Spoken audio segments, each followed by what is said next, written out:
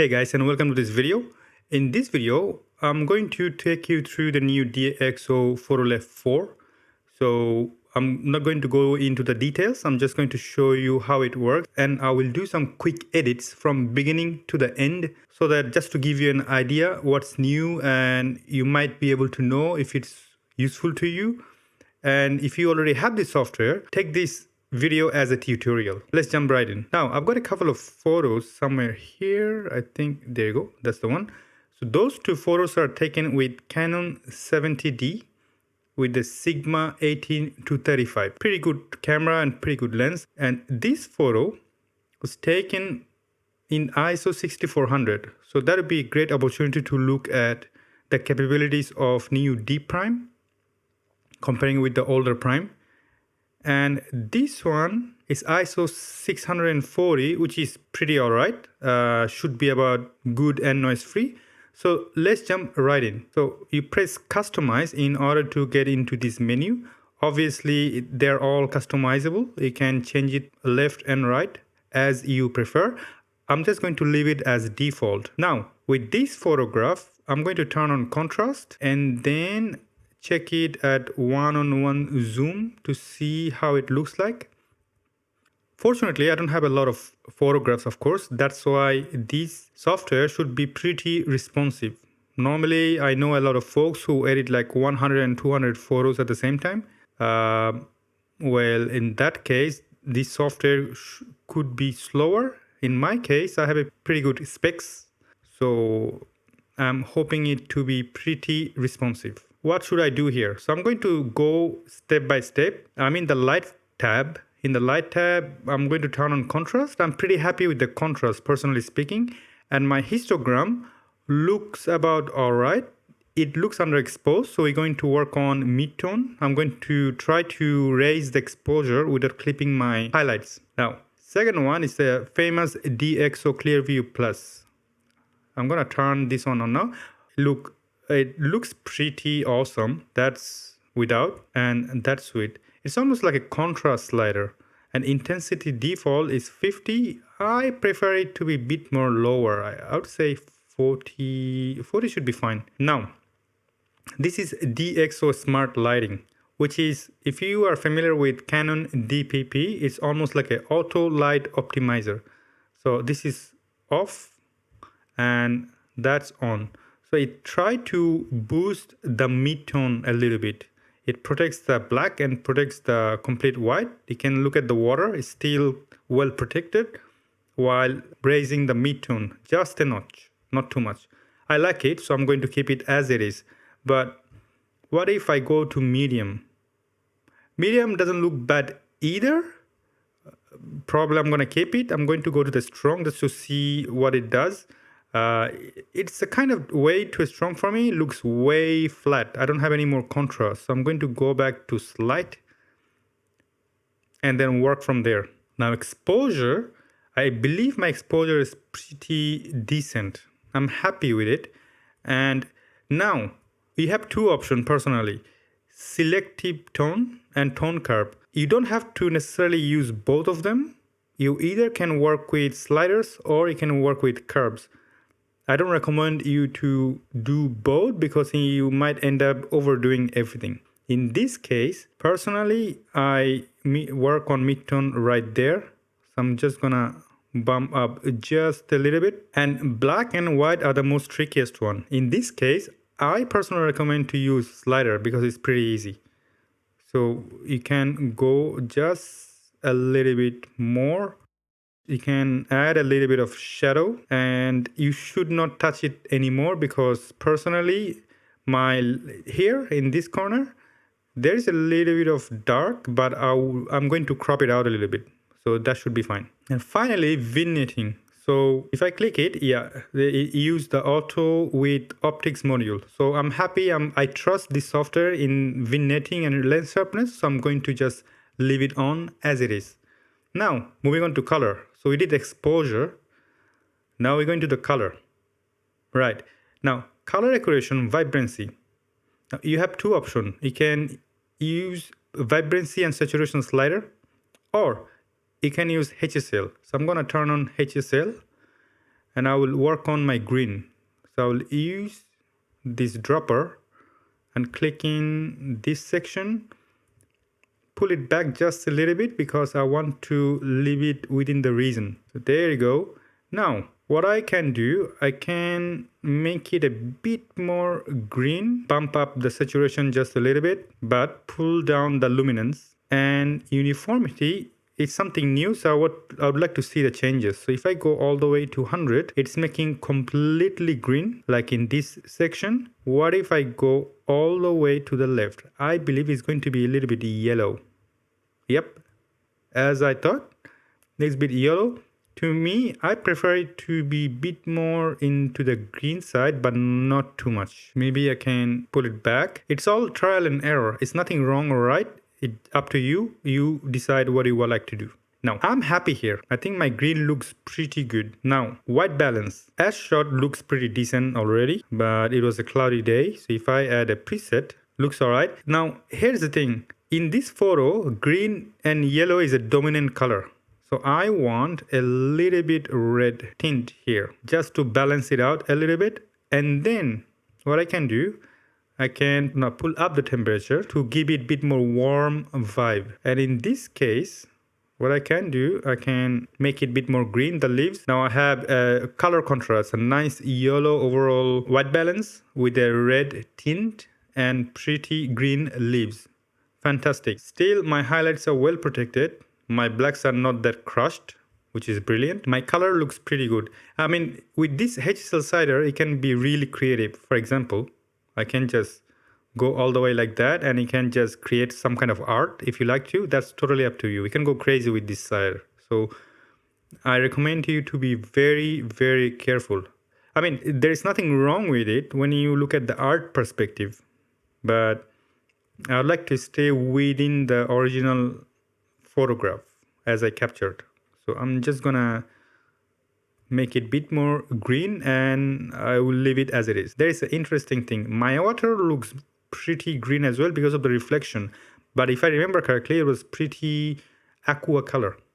In that case, what I can do, I can add a local adjustment like that. Now, right click, a graduated filter, opposite. I'll pull down a little bit, not too much. Now I'll go to color. Now I have to change the hue to blue. So I have to be very careful in this section. I have to get it to the region. That's it. Now that's the one. I remember exactly how it looks like. Now step number 2 would be adding a little bit of shadow. Let me see what a clear view does. It's not that useful, to be honest. So I can turn down the highlight a little bit, up the midtone, shadow, but not too much, just a little bit. And anything else I can do? Maybe I can pull up the black, not too much, just a notch. Now finally, in the saturation, I think I'm fine. Even in the sharp, I think my water is really sharp, so I don't need to worry about this anymore. So I'm done with the local adjustment in this region. Now, what I can do, I can add another control point in this corner and then add a little bit of shadow. Or maybe exposure, just a notch. Reduce the contrast, a little bit of shadow. I'll put it up a little bit just to make it more even. That's it. We are looking good here. We're looking really good. I have pretty decent blue on the floor. In the water, I have a really vibrant green. I have a really beautiful looking water, which is very well protected with this highlight. What I want to do, the rock, I don't want any kind of color cast on the rock. So what I can do, I can right click on the rock, click brush, and brush a little bit on that section. Maybe a little bit there, a little bit there. I mean, I can zoom in, then work really hard on each section. But for this tutorial, I'm just going to go quickly. Now, there you go. Should be fine. What I can do, I can reduce the saturation. So I can go to the saturation and just reduce a little bit, not too much, because you want to make it look as realistic as possible. So you don't want to go overboard, because if I go all the way down, you can clearly see what's going on. So you just want to go just a little bit. And you can also see each rock has kind of like a red-ish tint. So I can reduce the tint a little bit, maybe at 6. That should be fine. I can even reduce the vibrancy here as well. And oops. That looks pretty good.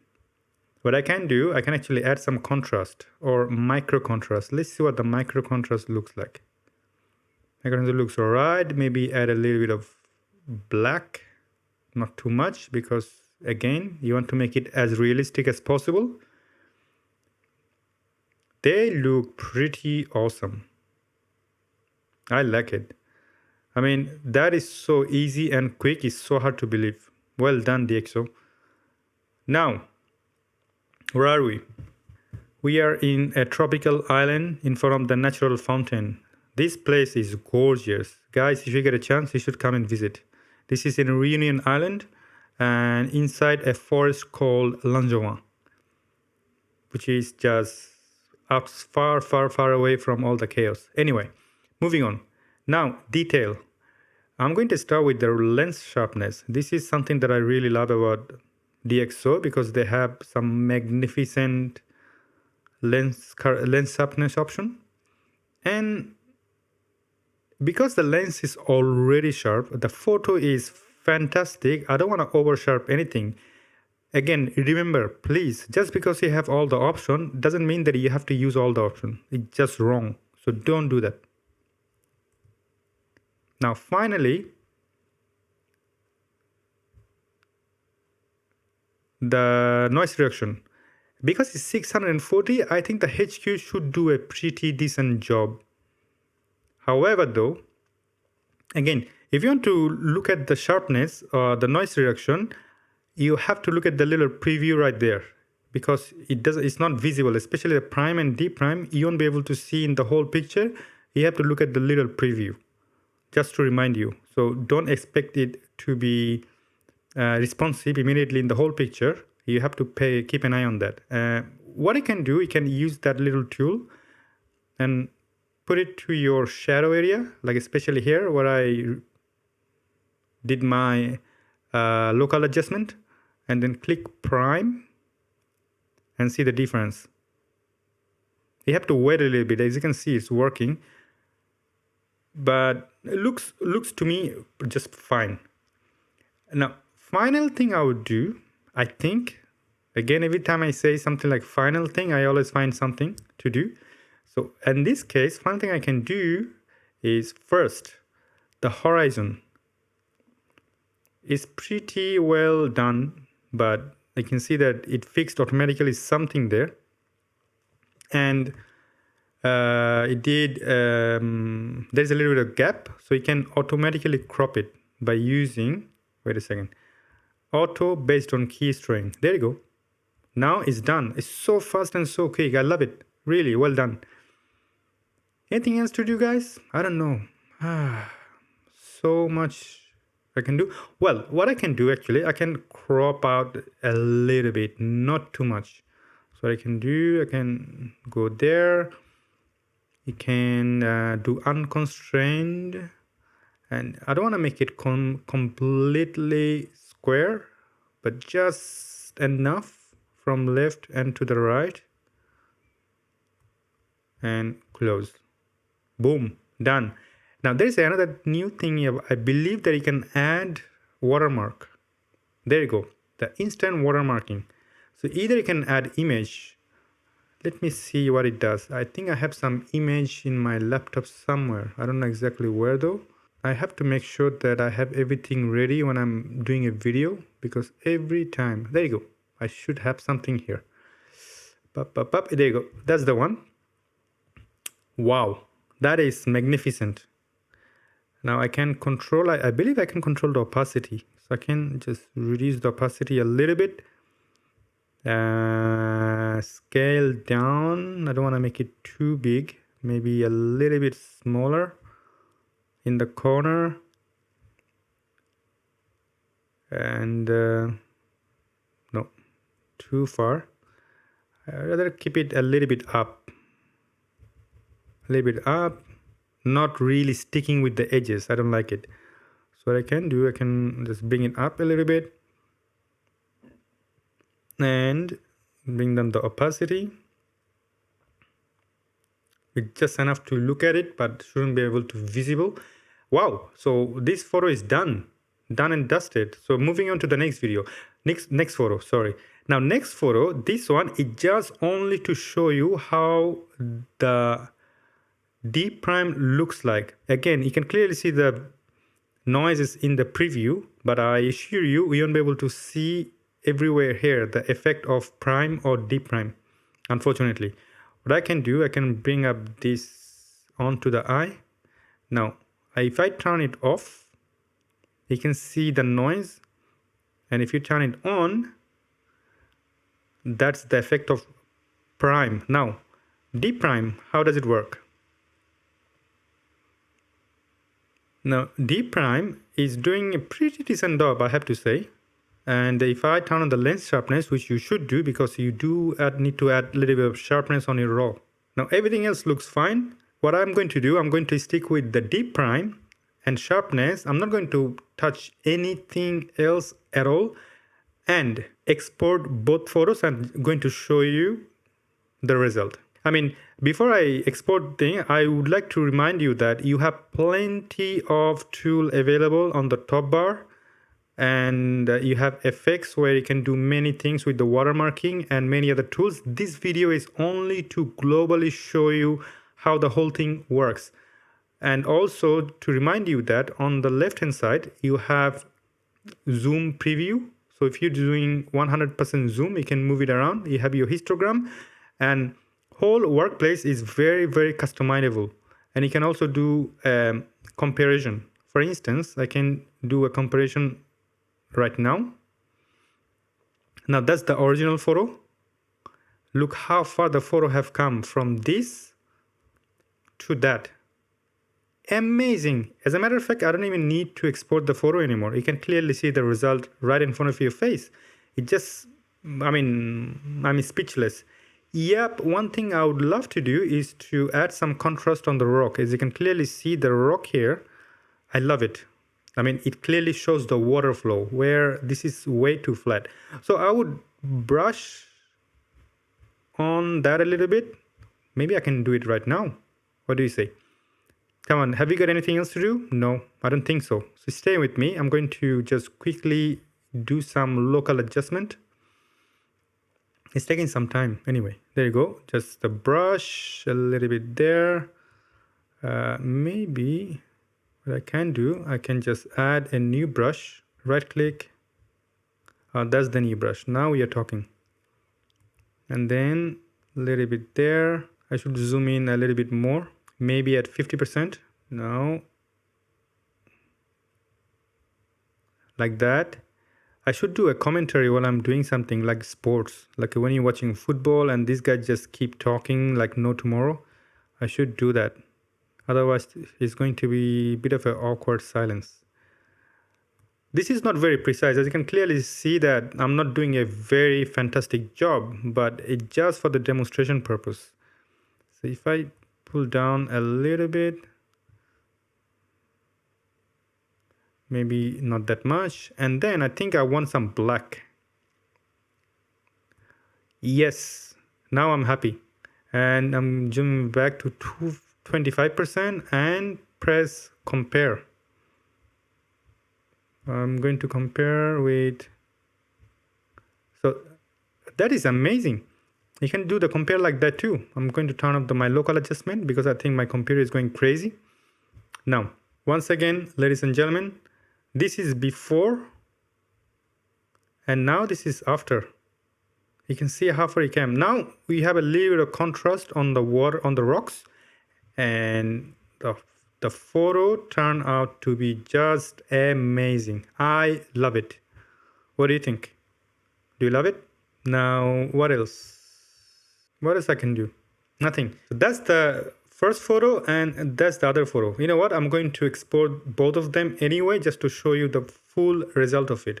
So in export, we have plenty of options, and which is brilliant, and I think is only available in elite version, which is you can do multiple export at the same time: TIFF, JPEG, standard, and DNG. In this case, I'm going to do a standard output, and I'm going to select my folder like that, and I should have a folder somewhere there, and the DxO PhotoLab review. So I select my location. You can add suffix. I add DxO ICC original. You can remove, you can do many changes, of course, but I'm just going to click export. Oh, I should turn this one off, but I think I made a mistake. I think I selected that for DNG. What I'm going to do, I'm going to redo everything I just done. Icon for everything, YouTube project, DxO PhotoLab review. Now I'm going to click export. Now counting down, I hope we don't have to wait forever. I'm not going to cut straight to the result. I'm going to show you even how long it takes to export both photo taken with Canon 70D and 18 to 35 Sigma. One, I added prime, noise reduction with multiple amount of adjustment. Other one, I just did DeepPRIME, noise reduction, and I haven't touched anything else. So you can clearly see the result already. One is done. I'm waiting for the second one because I think it's taking a bit longer due to adding a lot of adjustment, which is normal. But so just to keep it in mind, if you have a lot of photos to work with, you're gonna take a little bit longer time than usual. So bear that in mind. All right, hurry up, let's go. My folks are waiting. Done. Almost. I think it's almost done. Come on. Don't make me fall asleep. Ah, there you go. Boom. Done. So, result number 1, ladies and gentlemen. This is full screen. What do you think? I love this photograph. You know what? I think I'm going to post it in my Instagram, and probably I'm going to go to one of the the stock agency to sell this photograph. Or probably we might even print it. Look at the contrast and the detail.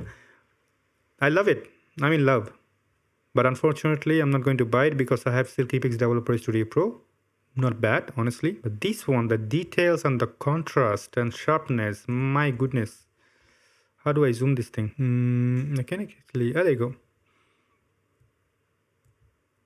It's amazing, the detail, even in 100% zoom. Now, how about the second one? This one has nothing extraordinary. I just want to see the difference with first one and the second one. Second one, you know what? I'm going to turn off denoising, and compare with this one. That, and select both. And can you compare? I think you can compare. No, you cannot select both and do comparison, or maybe I'm wrong. Anyway, so you're going to go ahead and going to see it one at a time. Full screen, zooming in. Well done. There are almost no sign of noise whatsoever. Well done. So this is it. I think this video was shorter than I was scared of. So I hope you have a general idea how the DxO PhotoLab 4 works. There are a lot more to do. We have a lot more options on the top bars. You can go ahead and click. You can go ahead and download the trial version and try it for yourself. I'm personally very happy with it because you can actually do really awesome edit and very quickly, efficient. Just bear in mind, if you have a lot of photos to work with, it might gonna take a long time to export. Other than that, you should be very pleased with DxO PhotoLab 4. It's rightfully a competitor against Lightroom and Capture One. So with that positive note in mind, I see you in future videos. Have a wonderful week and bye-bye.